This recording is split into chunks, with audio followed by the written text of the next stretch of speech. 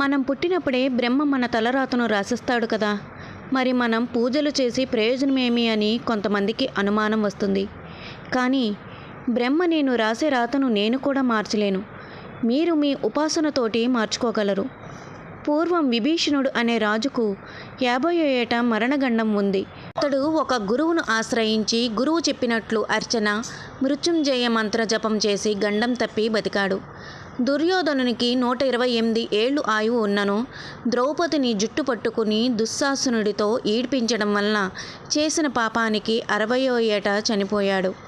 జప, ధ్యాన, దానాది కర్మలతో తలరాతను మార్చుకోవచ్చు. మనసులో నిరంతరం భక్తితో నిరంతరం భగవన్నామ స్మరణ చేస్తే అంతా ఆ కృష్ణయ్యే చూసుకుంటాడు. హరే కృష్ణ కృష్ణ కృష్ణ హరే హరే, హరే రామ రామ రామ హరే హరే, హరే కృష్ణ.